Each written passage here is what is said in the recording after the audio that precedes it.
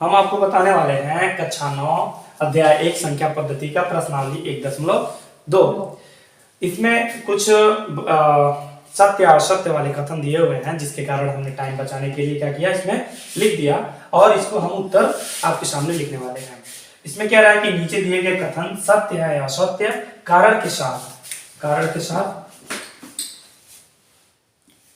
के साथ अपने उत्तर पुस्तिका में लिखिए, उत्तर पुस्तिका में उत्तर दीजिए।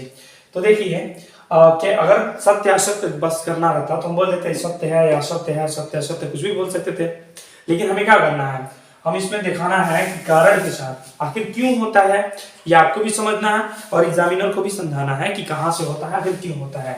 तो हम कह सकते हैं, इसमें दे रहा है कि प्रत्येक अपरिमेय संख्या एक वास्तविक संख्या होती है। तो संख्या पद्धति में सबसे पहले हमारा टॉपिक तो वही था, संख्या होती क्या है और संख्या कितने प्रकार से मिलकर बनी होती है।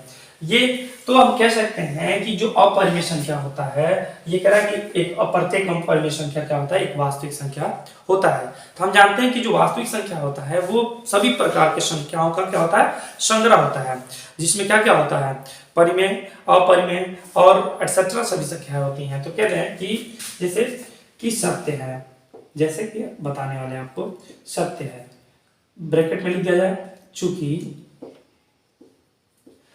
देखिए वास्तविक संख्या क्या होता है, परिमेय और अपरिमेय संख्याओं से मिलकर बना होता है। तो उसमें क्या होगा, अपरिमेय संख्या भी होगा। तो आप लिख दीजिए कि चूंकि वास्तविक संख्या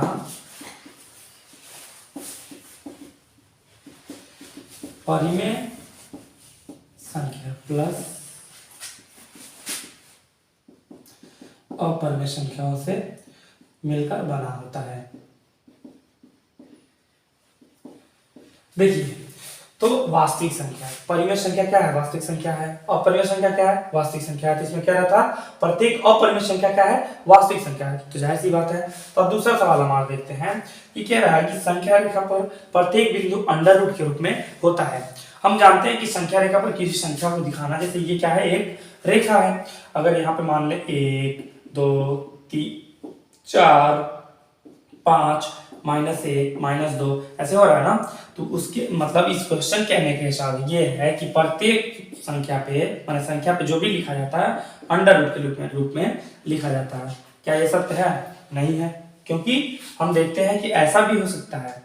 तो देखिए, तो बोल देंगे कि प्रत्येक बिंदु किसके रूप में नहीं होता है, क्या है, 16 अंडर रूट के रूप में नहीं होता है। तो लिख दें असत्य, असत्य है। यहाँ पे ब्रैकेट में लिखते हैं कि चूंकि, देखिए जो कह रहा है तो हम क्या कह सकते हैं कि प्रत्येक बोल रहे हैं कि चूंकि संख्या रेखा पर प्रत्येक बिंदु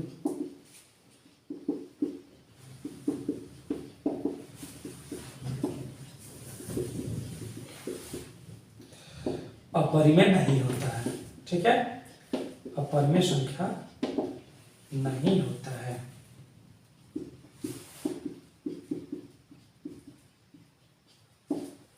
तीसरा यह है कि प्रत्येक वास्तविक संख्या एक अपरिमेय संख्या होती है। देखिए ये उल्टा चीज बोल रहा है कि प्रत्येक वास्तविक संख्या क्या होती है, अपरिमेय संख्या होती है। जबकि देखिए परिमेय और अपरिमेय ये सब जो होता है ये इसमें होता है। जैसे हम बताया था, एक एग्जाम्पल आपको कि थैला ले लीजिए, उसमें मान लीजिए थैला कोई एक संख्या है जिसमें हम क्या डाल रहे हैं, प्राकृतिक संख्या, पूर्ण संख्या, परिमेय, अपरिमेय सभी संख्याओं को डालें तो पूरी थैला जो होती है उसे हम क्या कहते हैं कि वास्तविक संख्या होती है। अब देखिए अगर हम कह दें कि जो थैला होती है वो आलू होता है, या फिर कोई मान ले कि प्राकृतिक संख्या होता है, थैले के अंदर वाली चीज नहीं होती है, तो हम क्या कहेंगे इसको कि प्रत्येक वास्तविक, ये असत्य कह रहा है, क्योंकि हम जानते हैं कि वास्तविक संख्या जो होता है अपरिमेय और परिमेय सभी प्रकार की संख्याओं का संग्रह होता है। तो प्रत्येक वास्तविक संख्या एक अपरिमेय संख्या होती है जो कि असत्य है। जैसे देखिए असत्य है, कह सकते हैं ना कि असत्य है, चूंकि वास्तविक संख्या का समुच्चय में क्या होती है, अपरिमेय संख्या भी होती है।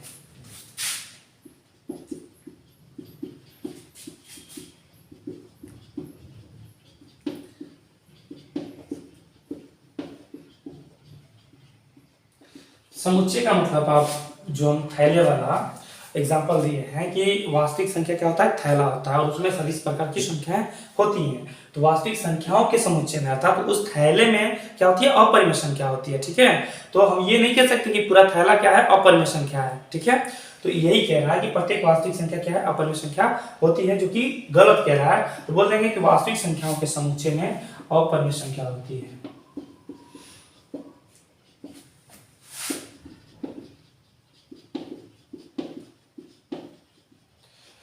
चलिए देखते हैं दूसरा हमारा सवाल क्या रहा है। अब कह रहा है कि क्या सभी धनात्मक पूर्णांक का वर्गमूल अपरिमेय होते हैं, यदि नहीं तो एक ऐसी संख्या का वर्गमूल दीजिए जो कि परिमेय संख्या हो। देखिए पूर्णांक के बारे में हम लोग पढ़े हैं कि जीरो होता है, माइनस होता है और प्लस वाली संख्याएं होती हैं। जैसे देखिए कोई भी जैसे जेड लेना है, जेड तो क्या हो रहा है, देखिए यहाँ से 0 1 2 3 डॉट डॉट डॉट और -1 -2 -3 डॉट डॉट ऐसे ले लें। तो ये देखिए इधर हम पढ़े थे कि ये क्या होता है, धनात्मक पूर्णांक होता है, धनात्मक, और ये होता है ऋणात्मक। ठीक है, ऋणात्मक अर्थात जिसके पहले माइनस लगा होता है, तो ये ऋणात्मक पूर्णांक होता है। तो इसमें कह रहा है कि क्या सभी धनात्मक पूर्णांक के वर्गमूल अर्थात 1 का वर्गमूल, 1 का वर्गमूल, 2 का वर्गमूल, 3 का वर्गमूल सभी क्या होते हैं, अपरिमेय होते हैं, जबकि ये गलत कह रहा है। जैसे हम कह देंगे कि नहीं, क्यों, 16 देखिए 16 ले लें या फिर 9 ले लें, 9 एक ऐसी परिमेय संख्या है जिसका वर्गमूल क्या होता है, 3। यहाँ पे 3 क्या है, परिमेय संख्या है। ऐसे ले सकते हैं कि 4 को 16, 5 25, 99 81। ठीक है, तो ऐसे हम संख्या ले सकते हैं। हम देखें हल में हम लिख सकते हैं कि नहीं, ठीक, सभी धनात्मक पूर्णांक का वर्गमूल, धनात्मक पूर्णांक का वर्गमूल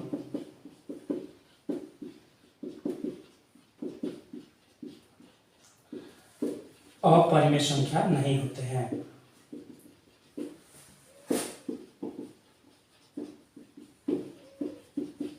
नहीं होते हैं।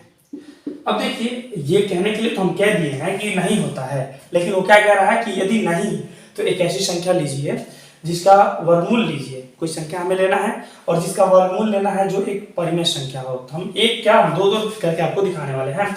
जैसे देखिए एग्जांपल के रूप में हम लिख लें कि 16 क्या है, एक परिमेय संख्या है, धनात्मक पूर्णांक है, उसका वर्गमूल क्या हो रहा है, 4। यहाँ पे 4 क्या है, यहाँ 4 एक परिमेय संख्या है, परिमेय संख्या है। दूसरा एक और ले लेते हैं, जैसे 25 ले लीजिए, कड़ी में देखिए 25 का हम लोग वर्गमूल ले रहे हैं ना, ये तो बोल रहे हैं कि 25 कोई संख्या ले लीजिए, कोई भी धनात्मक पूर्णांक जिसका वर्गमूल लेने पे उसका क्या हो, कोई संख्या मिले जो कि अपरिमेय संख्या ना हो। तो यहाँ पे क्या है, यहाँ पे 5 बोल देंगे, यहाँ 5 एक परिमेय संख्या है।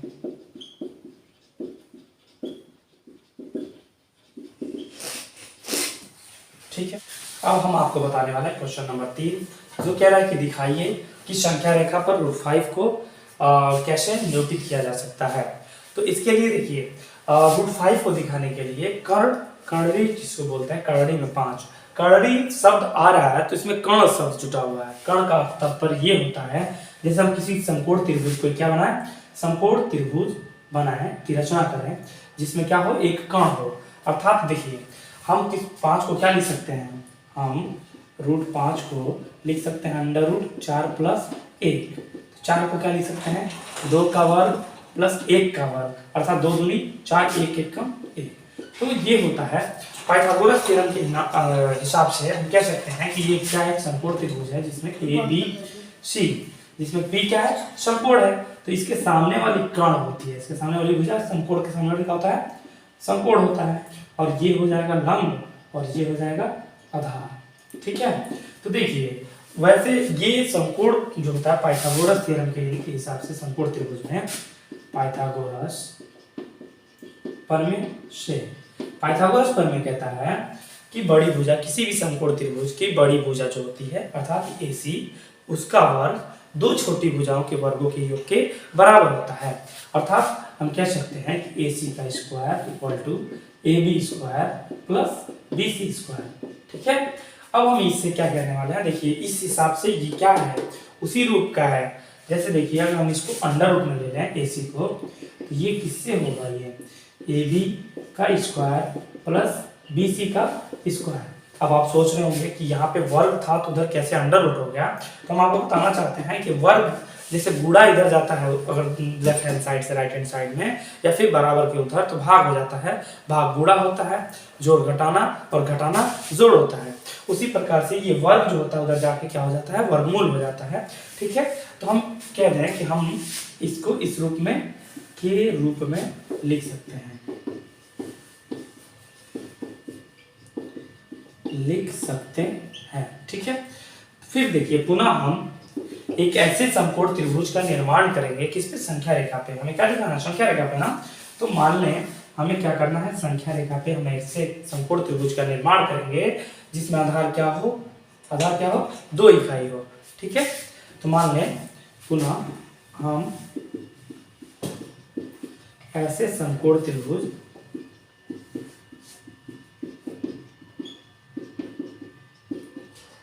का निर्माण करते हैं जिसमें आधार क्या हो। देखिए ध्यान दीजिए, अगर तुलना किया जाए तो ए बी आधार था, तो उसमें आधार क्या हो, 2 वर्ग इकाई अर्थात 2 इकाई, जिसमें आधार बराबर 2। ठीक, लंब कितना 1, और कर्ण के रूप में क्या है हमारा विकर्ण, अर्थात कर्ण जो है √5 है। तो ध्यान दीजिए, मान लें कोई और बिंदु ओरिजिन है, यहाँ पे हमारा 0, यहाँ पे 1 इकाई, 2 इकाई, 3 इकाई। ठीक, इधर भी -1 मान लीजिए, इतना ही दूरी होना चाहिए, -1 -2। ठीक, तो हमें क्या लेना है, एक सबसे पहले आधार लेना है, क्योंकि किसी भी स्ट्रक्चर को बनाने के लिए अगर हमें मकान बनाना हो तो सबसे पहले क्या चाहिए, आधार चाहिए। तो आधार हम देखते हैं कितना, इसमें 2 इकाई, अर्थात 0 से गिनेंगे 1 और 2, यहाँ पे 2 है, इसको मान लेंगे कोई OA। ठीक, अब देखिए हमें लंब खींचना, उस पर दीवार चलाना है। मान लीजिए कोई दीवार चलाना है, तो कितनी ऊंचाई की दीवार चलानी है हमें, 1 इकाई की। ये इकाई है, ये भी इकाई है, ये भी क्या है, इकाई है। कोई मात्रक नहीं दिया रहता तो हम क्या मान लेते हैं, इकाई मान लेते हैं। जैसे देखिए इस पर लंब खींचेंगे 1 इकाई की, 1 इकाई, इस पर 2 इकाई का लंब खींच आधार बनाए। अब इसको इससे मिला देंगे, ध्यान दीजिए। ठीक, तो हमारा कर्ण कितना हो रहा है, √5। अब देखिए इसको कोई मान ले P। ठीक है, अब देखिए हम इसको आधार मानकर, किसको, OP को आधार मानकर कंपास या फिर लंगड़ा प्रकार जो बोलते हैं हम लोग, उसकी सहायता से चाप काटेंगे। जैसे है ना ये ऐसे, तो इसको चाप हम जब काटेंगे तो ऐसे किसी संख्या पे, इसी संख्या रेखा पे कहीं कट करेगी या प्रतिच्छेद करेगी। तो बोल देंगे कि OP बराबर √5 को त्रिज्या मानकर तथा देखिए O को केंद्र मानकर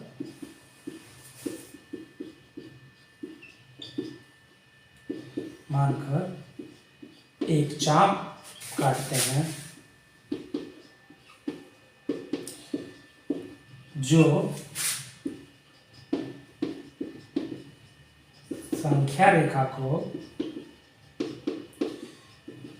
बिंदु किस पे प्रतिच्छेद करती है, किसी प्रतिच्छेद, मान लीजिए इसको इंटरसेक्ट ऐसे करेंगे तो आगे लगभग ए, देखिए यहाँ पे हो रहा ना, जैसे इसको मान के हम वृत्त खींचेंगे तो ये यहाँ पे बिंदु मान लीजिए R। ठीक है, बिंदु R पर प्रतिच्छेद करती है।